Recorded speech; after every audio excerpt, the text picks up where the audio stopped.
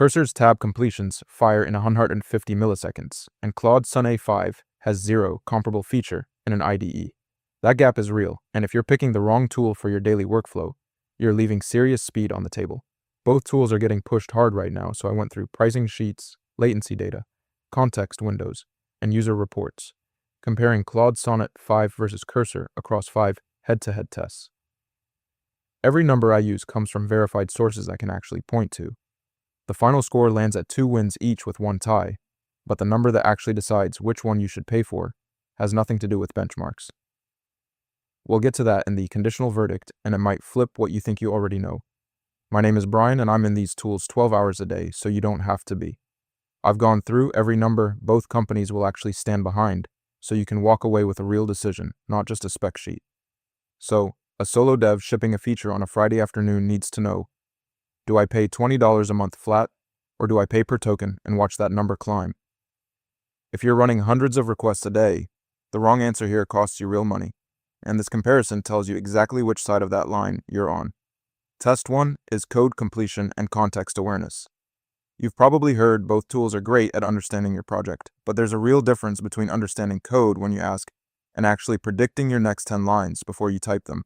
And getting that wrong means you're stopping to prompt instead of just coding. What I looked at here is pretty interesting. Cursor's custom fine-tuned model fires tab completions at 150 to 250 milliseconds, predicting 5 to 15 lines, including variables and endpoints, all with real-time project indexing. Claude Sonnet 5 has a 1 million token context window, which is genuinely massive, but it has no IDE native completion at all. Bear in mind these are different setups entirely. Cursor takes this one, and it's not close. Claude Sonnet 5's 1 million token window is impressive, but tab completion is a feature Claude just doesn't have in an IDE context. Cursor 1, Claude Sonnet 5 0. Test 2 is pricing transparency. A freelancer billing by the hour needs to know their tool costs before the invoice goes out, not after. Cursor's credit system has users reporting 15 to 30% overages, and if you're literally hammering the API on a big project, that surprise bill shows up at the worst possible time. What surprised me here is how clean Claude Sonnet 5's pricing actually is.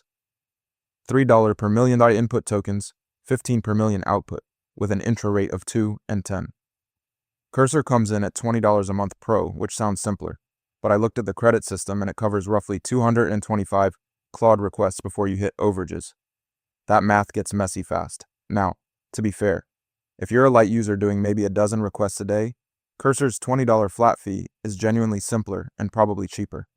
The gap only opens up when you're using it heavily, so this one really does depend on your usage pattern before you call it.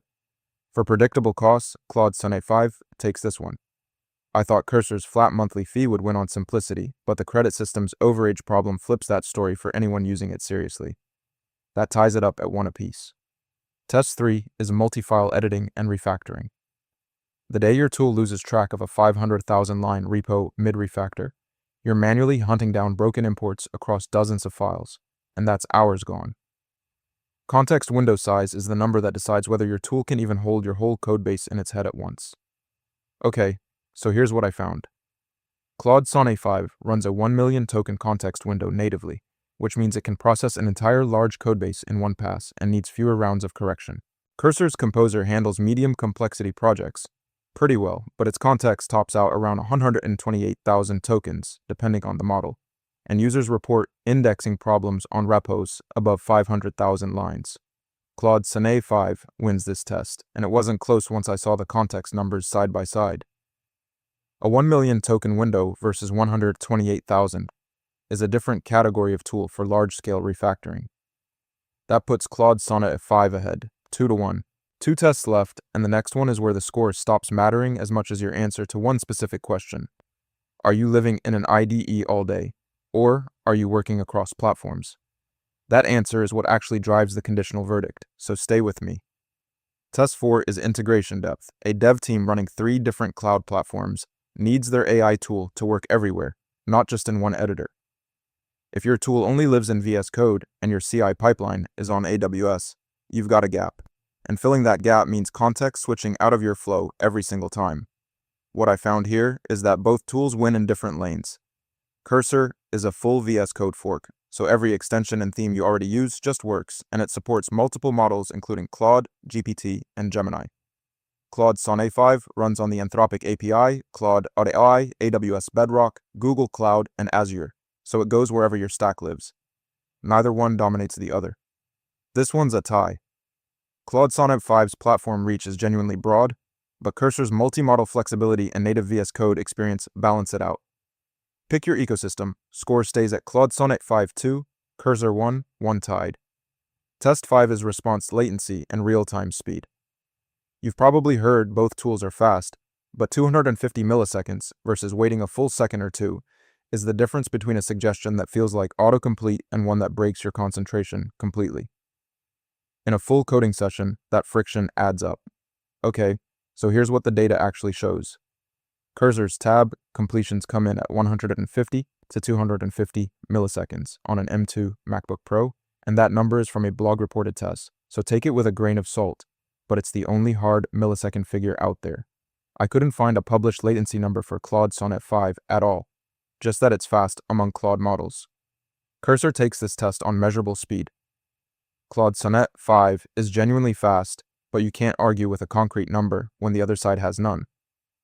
That levels the overall score at 2 wins each, 1 tie. So here's where Claude Sonnet 5 clearly pulls ahead.